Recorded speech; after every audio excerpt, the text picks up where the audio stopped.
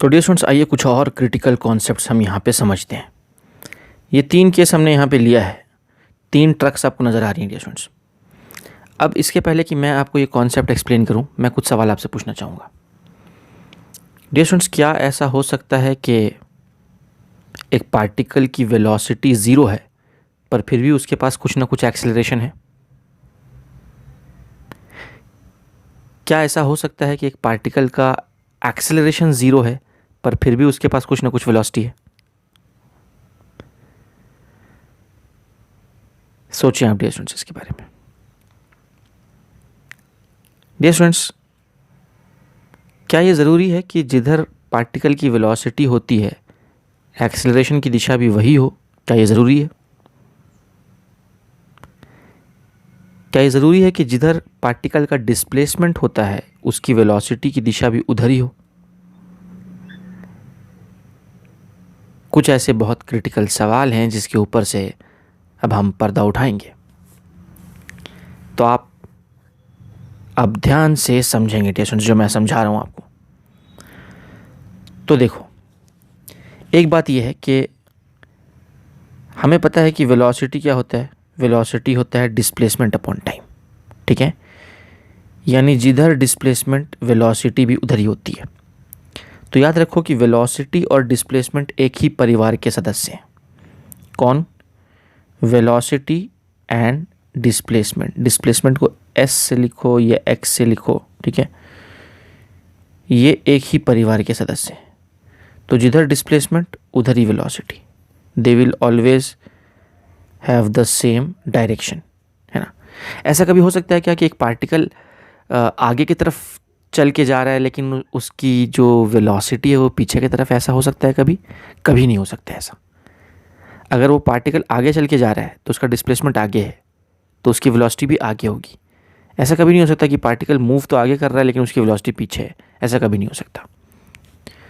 वही इस पॉइंट की मदद से आपको मैं समझाना चाह रहा था डियर स्टूडेंट्स कि जिधर डिस्प्लेसमेंट उधर ही वेलोसिटी हमेशा, ठीक।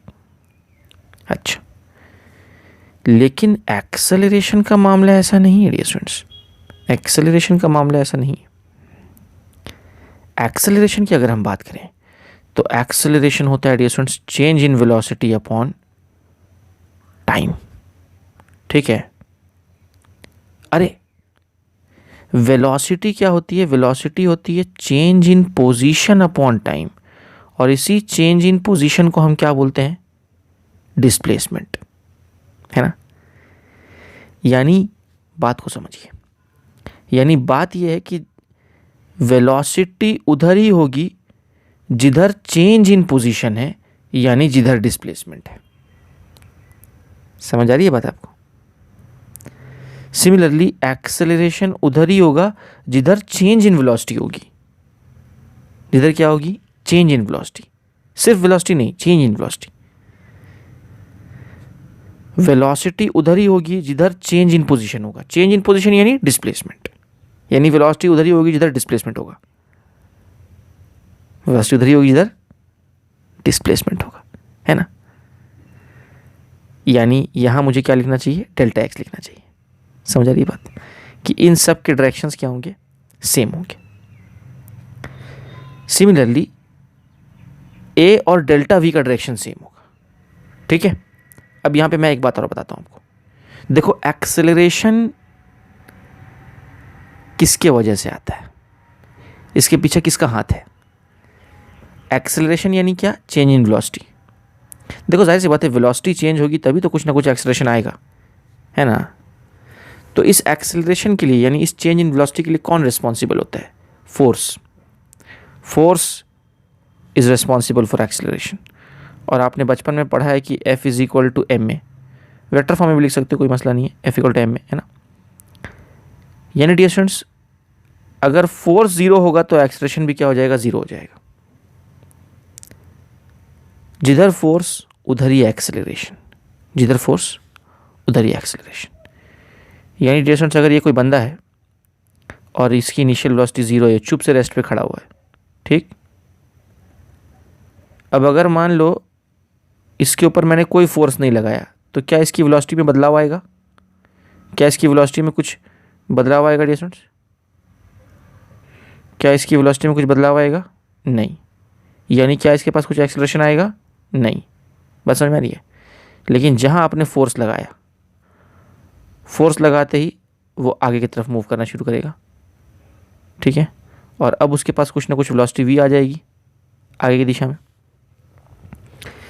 यानी जिधर फोर्स उधर ही उसका एक्सेलरेशन भी होगा। समझ आ रही है आपको? हाँ जी।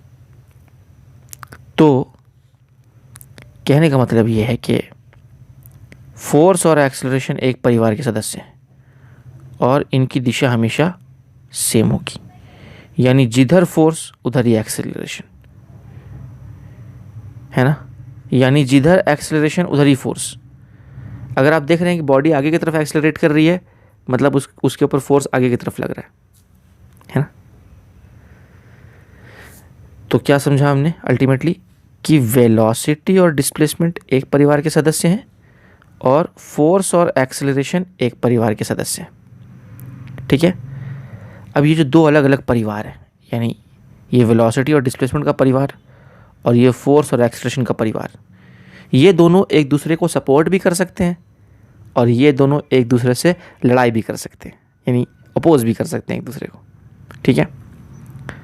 क्या होगा जब ये दोनों एक दूसरे को सपोर्ट करेंगे और क्या होगा जब ये दोनों एक दूसरे को अपोज करेंगे, और क्या होगा जब ये दोनों एक दूसरे से दूर रहेंगे, एक दूसरे के मामले में इंटरफेयर नहीं करेगा, तो फिर क्या होगा। यही केसेस हम सीखने वाले हैं स्टूडेंट्स, ठीक है। तो आओ देखते हैं केस नंबर 1। तो डियर स्टूडेंट्स, मान लो ये पहली वाली जो ट्रक आपको दिख रही है, ये सपोज v वेलोसिटी से अपना जा रही है, ठीक, v वेलोसिटी से जा रही है। अभी मान लो इनिशियली इसकी वेलोसिटी कांस्टेंट है, तो क्या इसके पास कोई एक्सेलरेशन होगा? नहीं, इसका एक्सेलरेशन 0 है, यानी नेट फोर्स 0 है। समझ आ रही है डियर स्टूडेंट्स आपको? हाँ जी, वेलोसिटी कांस्टेंट है तो एक्सेलरेशन 0 है, एक्सेलरेशन 0 है तो नेट फोर्स भी 0 है, ठीक है। तो कहने का मतलब है कि इंजन आगे की तरफ जितना फोर्स लगा रहा होगा, फ्रिक्शन भी पीछे की तरफ उतना ही फोर्स लगा रहा होगा, नेट फोर्स 0 होगा और वे कांस्टेंट वेलोसिटी से ये ट्रक आगे बढ़ रही होगी। समझ आ रही डिस्टेंस? हाँ जी। देखो डिस्टेंस, एक्सेलरेशन 0 के दो मतलब होते हैं, या तो वेलोसिटी कांस्टेंट हो, यानी या तो वेलोसिटी कांस्टेंट हो या वेलोसिटी 0। इन दोनों केस में एक्सेलरेशन 0 हो जाएगा, क्योंकि वेलोसिटी 0 है तो इसका मतलब वेलोसिटी में कोई बदलाव नहीं आ रहा, और वेलोसिटी कांस्टेंट है इसका मतलब भी है कि वेलोसिटी में कोई बदलाव नहीं आ रहा। इसका मतलब है कि डेल्टा v 0 है, डेल्टा v 0 है मतलब एक्सेलरेशन 0 है। समझ आ रही बात आपको? तो ये कौन सा केस है? ये कांस्टेंट वेलोसिटी वाला केस है। तो ये ट्रक कांस्टेंट वेलोसिटी से जा रही है, नेट फोर्स 0, नेट एक्सेलरेशन भी 0 इनिशियली मान लो, ठीक है। अब अचानक से क्या हुआ, पीछे से एक फोर्स लगा, मान लो किसी ने आके पीछे से धक्का मारा, ठीक है, पीछे से कोई गाड़ी आके इसमें भिड़ गई, है ना। तो क्या होगा डिस्टेंस, जिधर फोर्स उधर ही एक्सेलरेशन, यानी इसके एक्सेलरेशन की दिशा भी इधर ही होगी। मैंने बताया था कि ये दोनों एक ही परिवार के सदस्य हैं, ठीक। अब ध्यान देने वाली बात, एक ध्यान देने वाली बात, और वो ध्यान देने वाली बात ये है कि A एंड V ये वो दो चीज़ें हैं जो मिल के डिसाइड करती हैं कि अल्टीमेटली बॉडी का पाथ और ट्रैजेक्टरी कैसे होने वाली है, उसका मोशन कैसे होने वाला है।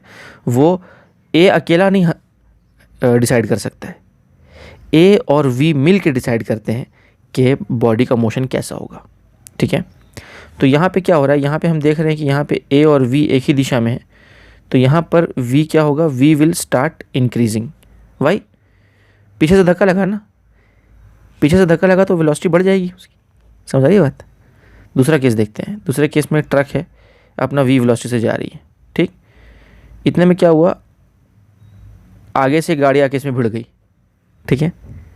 या मान लो उसने ब्रेक लगा दिया, ब्रेक लगने से भी तो फ्रिक्शन पीछे की तरफ लगता है, ठीक।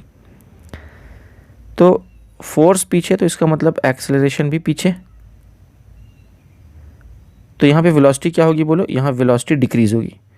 ऐसा क्यों हो रहा है, क्योंकि एक्सेलरेशन और वेलोसिटी जो है वो ऑपोजिट दिशा में। तो हमने देखा कि जब एक्सेलरेशन और वेलोसिटी ऑपोजिट दिशा में होंगे तो वेलोसिटी डिक्रीज होगी। पहले केस में देखा कि जब एक्सेलरेशन और वेलोसिटी सेम दिशा में होंगे तो वेलोसिटी इंक्रीज़ होगी, ठीक है।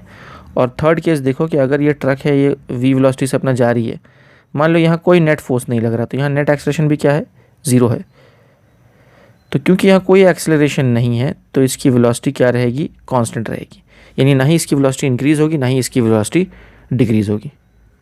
तो ये 3 केस आपको समझ में आ रहा है स्टूडेंट्स, ठीक। अब यहाँ पे एक इम्पॉर्टेंट बात और बताता हूँ मैं कि देखो, ध्यान देने वाली बात यह है कि पहला केस अगर हम देखें तो पहले केस में अगर ये फोर्स कांस्टेंट है तो ये एक्सेलरेशन भी कांस्टेंट होगा।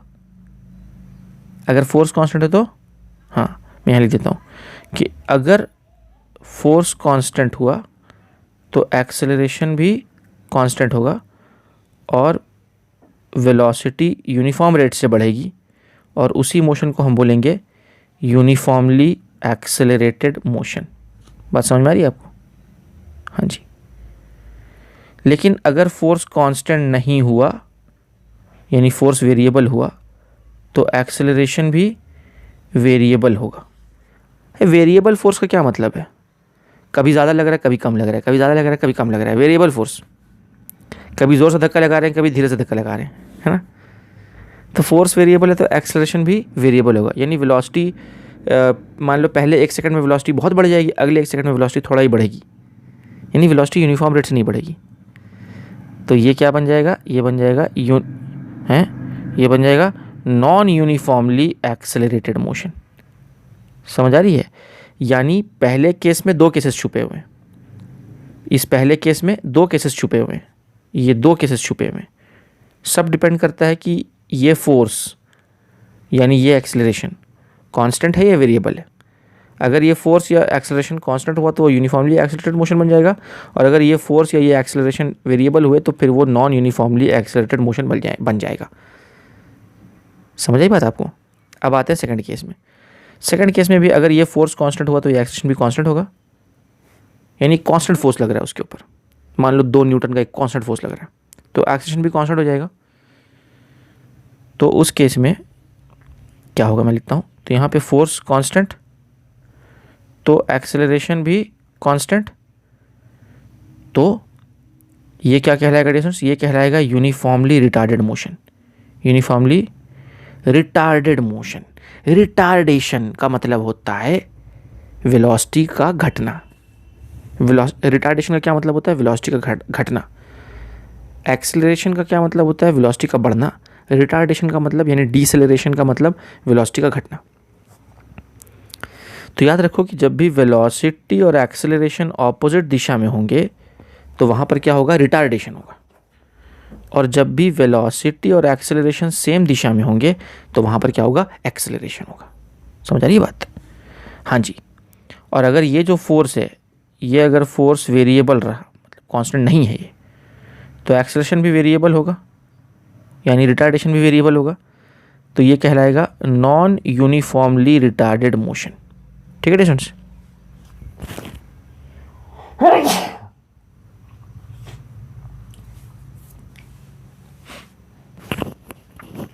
ठीक है स्टूडेंट्स, तो ये उम्मीद है कि ये बात आपको समझ में आ रही होगी। तो यानी इस सेकंड केस में 2 केस छुपे हुए हैं, सब डिपेंड करता है कि ये दोनों चीज़ें कांस्टेंट है या वेरिएबल है। तो यानी सेकंड केस के अंदर 2 चीज़ें छुपी हैं, यूनिफॉर्मली रिटार्डेड मोशन या नॉन यूनिफॉर्म रिटार्डेड मोशन। ठीक है, अच्छा अब हम बात करते हैं थर्ड केस की। थर्ड केस में तो एक्सेलरेशन ही 0 है, तो अगर एक्सेलरेशन 0 है तो फिर वेलोसिटी कांस्टेंट है, वेलोसिटी कांस्टेंट है तो ये क्या बन जाएगा, ये सिंपली बन जाएगा यूनिफॉर्म मोशन। ये क्या बन जाएगा, यूनिफॉर्म मोशन। समझ आ रही है बात आपको? तो 5 चीज़ें मिल गई हमको, uniformly accelerated motion, non uniformly accelerated motion, uniformly retarded motion, non uniformly retarded motion, और ये यूनिफॉर्म मोशन। ठीक है, समझ आ रही है बात? और देखो डियर स्टूडेंट्स, मैं आपको बताता हूँ एक चीज़ और, कि इस केस में और इस केस में, इन दोनों केस में एक्सेलरेशन की वैल्यू कांस्टेंट है, एक्सेलरेशन या रिटार्डेशन की वैल्यू कांस्टेंट है। तो इन दोनों केसेस में हम काइनेमैटिकल इक्वेशन ऑफ मोशन यूज़ कर सकते हैं। ठीक, लेकिन इस केस में और इस केस में एक्सेलरेशन या रिटार्डेशन कांस्टेंट नहीं है, नॉन यूनिफॉर्म है, तो वहाँ पे हमको डिफरेंशिएशन और इंटीग्रेशन का यूज़ करना पड़ेगा। समझ आई बात आपको? हाँ जी। और ये वाले केस में, इस केस में तो डिस्टेंस एक ही इक्वेशन ही बनता है, velocity is equal to displacement upon time, एक ही इक्वेशन बनता है। मैं आपको बता चुका हूँ यूनिफॉर्म मोशन में सिर्फ एक ही इक्वेशन बनता है बस, velocity is equal to displacement upon time, that's it, वही एक इक्वेशन बनता है। ठीक है, बता चुका हूँ मैं आपको, बता चुका हूँ, पहले ही बता चुका हूँ, डिटेल में बता चुका हूँ। ठीक है, पिछले लेक्चर में बताया था मैंने आपको। तो मुझे उम्मीद है कि ये बेसिक बात आपको समझ में आई होगी। अब यहाँ पे मैं आपका एक मिसकंसेप्शन और दूर करूँगा, पर उस मिसकंसेप्शन को दूर करने से पहले मैं चाहूँगा कि भैया आप यहाँ ऑलवेज लिख देता हूँ मैं, same direction always, same direction always. ठीक है, तो इसके पहले कि मैं आगे कुछ और आपको क्रिटिकल बातें बताऊँ, मैं चाहूँगा कि आप पॉज करके आप कौन सा पेज, हाँ पॉज करके आप ये कॉपी डाउन कर लेंगे स्टूडेंट्स, पॉज करेंगे और ये कॉपी डाउन कर लेंगे।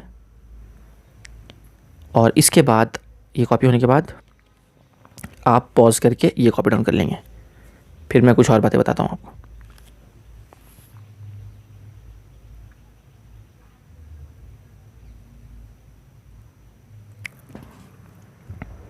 यस डियर स्टूडेंट्स, अब अगली बात हम देख रहे हैं, फिर से 3 ट्रक्स हम देख रहे हैं, लेकिन इस बार क्या हो रहा है, देखो पिछले बार क्या हो रहा था, ये जो ट्रक्स थी वो तीनों ट्रक्स राइट हैंड साइड को जा रही थी, यानी पॉजिटिव एक्स एक्सिस की तरफ जा रही थी।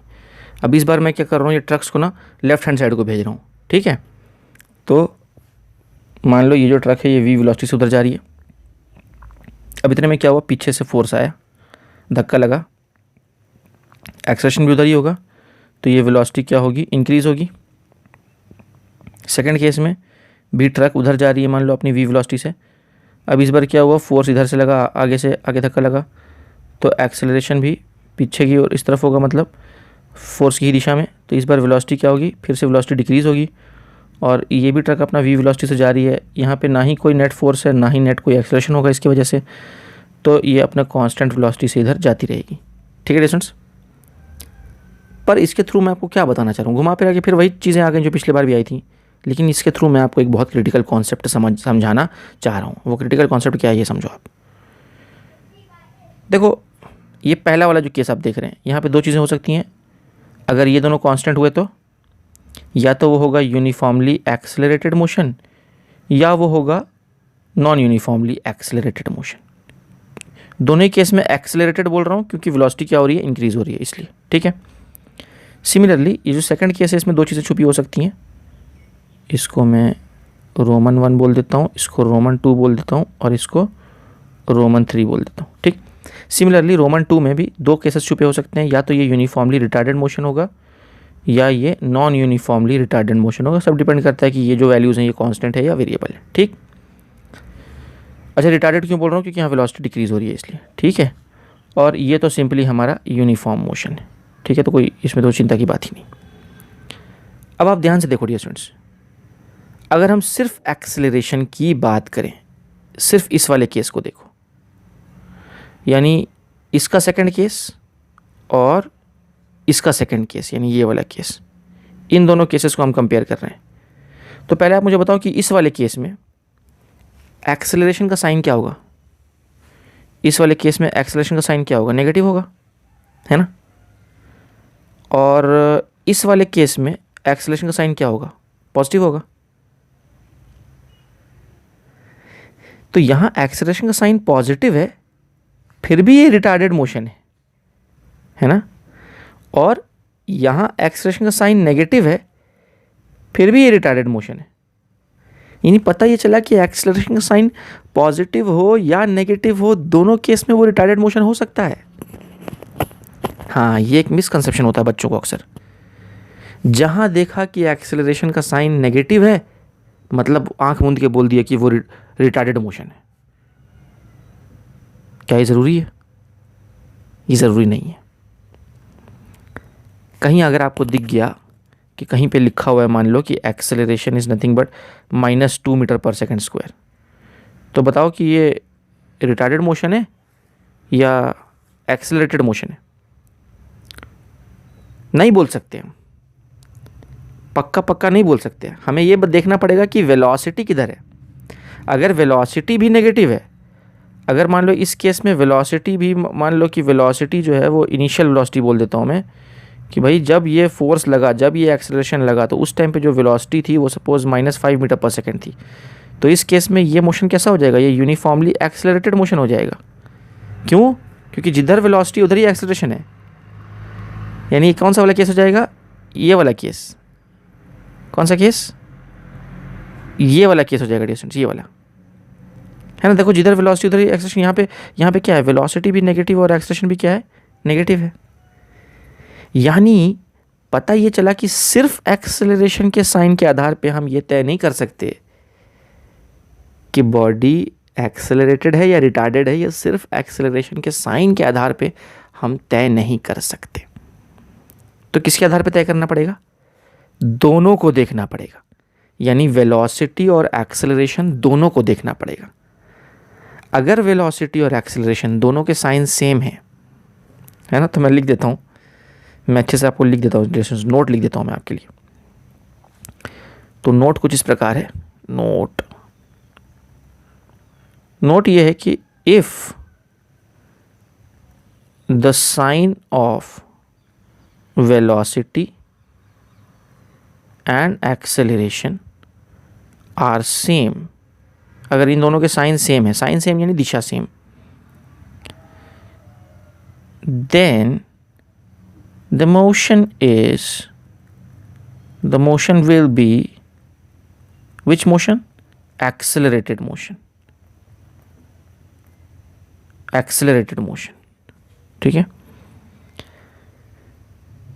अब ये यूनिफॉर्मली एक्सेलरेटेड भी हो सकता है, नॉन यूनिफॉर्मली एक्सेलरेटेड भी हो सकता है। यानी वेलोसिटी कांस्टेंट रेट से भी बढ़ सकती है और वेरिएबल रेट से भी बढ़ सकती है। सब डिपेंड करता है कि ये जो एक्सेलरेशन है ये कांस्टेंट है या वेरिएबल है। लेकिन वेलोसिटी बढ़ेगी, चाहे किसी भी रेट से बढ़ेगी ज़रूर।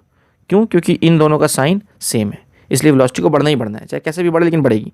ठीक है। और वही डियर स्टूडेंट्स, ये तो था हमारा नोट नंबर 1। और अब मैं बता रहा हूँ आपको नोट नंबर 2, और वो ये है, वही इसी का उल्टा भाई, कि भाई if the sign of V and A are opposite, यानी एक नेगेटिव है तो दूसरा पॉजिटिव है, कोई भी एक नेगेटिव हो और दूसरा पॉजिटिव हो, यानी डायरेक्शंस ऑपोजिट, साइन ऑपोजिट मतलब directions opposite, then the motion will be, then the, उम्मीद है कि मेरी हैंड राइटिंग आपको समझ में आ रही हो डियर स्टूडेंट्स। अभी क्या है, बोर्ड पे मैं ज़्यादा अच्छा लिखता हूँ क्योंकि बोर्ड की प्रैक्टिस है ना, और ये सॉफ्टवेयर की तो उतनी प्रैक्टिस नहीं है मुझे, तो इसलिए सॉफ्टवेयर के ऊपर प्रैक्टिस नहीं होने की वजह से ये राइटिंग थोड़ी सी ख़राब हो जाती है मेरी इसके ऊपर, है ना। पर एक्चुअली मैं इतना ख़राब नहीं लिखता हूँ, है ना। The sign of V and A opposite, then the motion will be what, बोलो, motion will be retarded motion.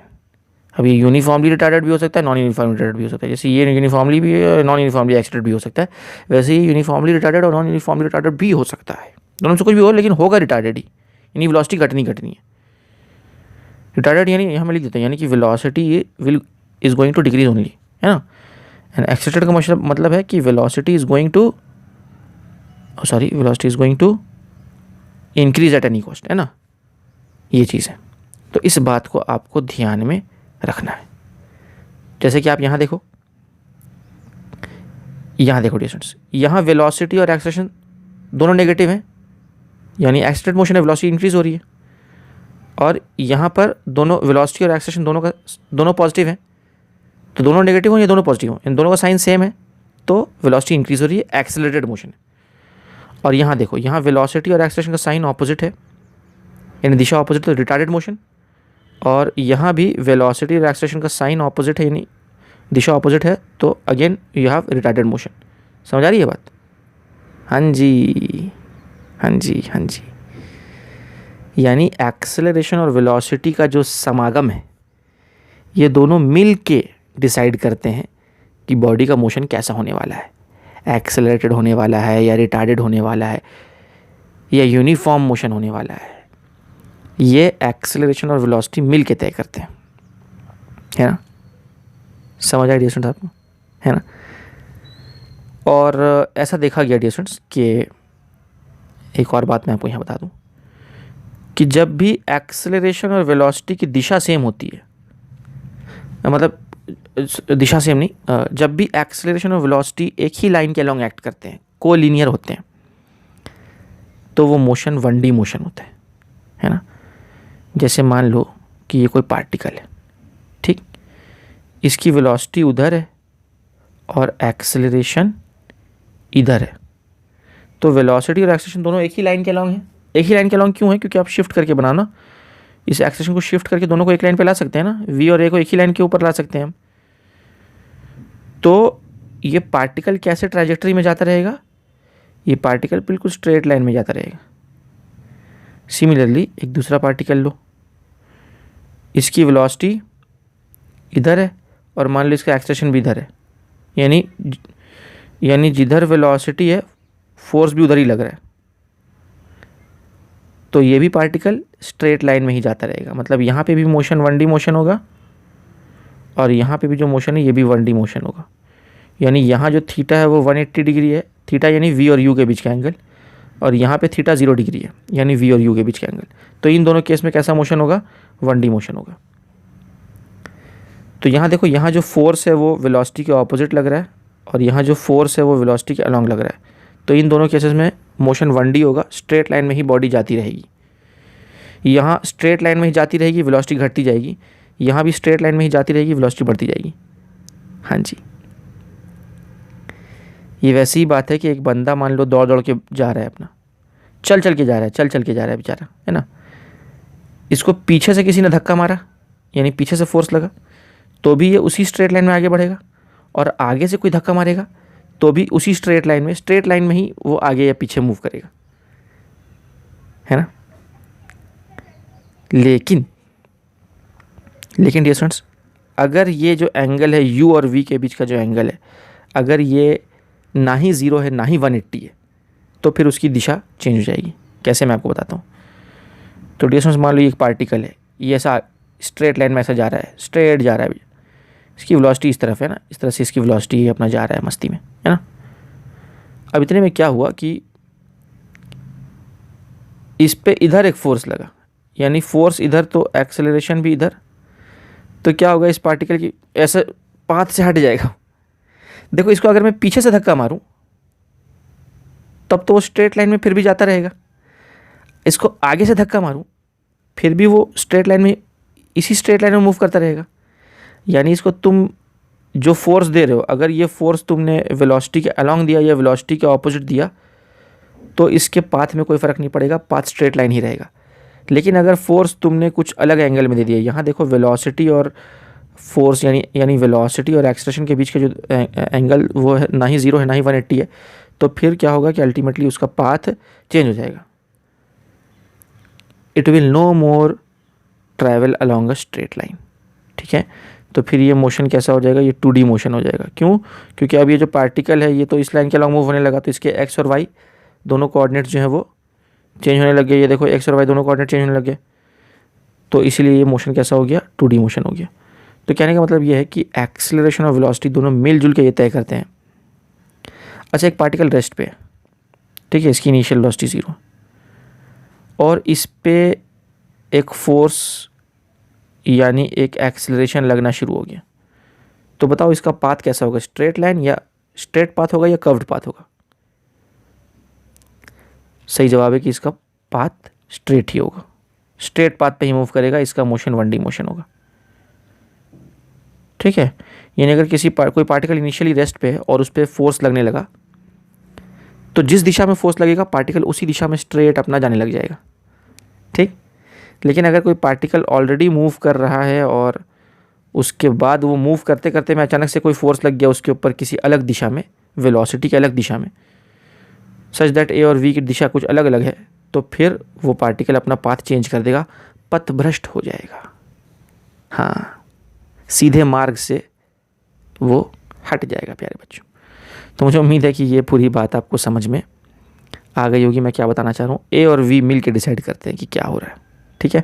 तो अगर आपको कहीं पे सिर्फ एक्सेलरेशन लिखा हुआ दिख गया -2, तो उसके आधार पे मत बोल देना कि वो रिटार्डेड मोशन है। ये भी देखना कि वेलोसिटी कितनी है, इनिशियल वेलोसिटी पॉजिटिव है या नेगेटिव है। इनिशियल वेलोसिटी अगर पॉजिटिव हुई तब वो रिटार्डेड होगा, और इनिशियल वेलोसिटी अगर नेगेटिव हुई तब वो एक्सेलरेटेड होगा, ठीक है। तो उम्मीद है कि ये सारी कहानी ट्रक के एग्जाम्पल से सारी कहानी आपको समझ में आ गई होगी स्टूडेंट्स। तो मैं चाहूँगा कि ये 3 ट्रक्स तो आप पहले ही बना चुके हैं, मैं चाहूँगा कि आप ये 3 ट्रक्स भी बना लें। मैं थोड़ा सा टाइम दे रहा हूँ आपको, ये पॉज करके आप कॉपी कर लें।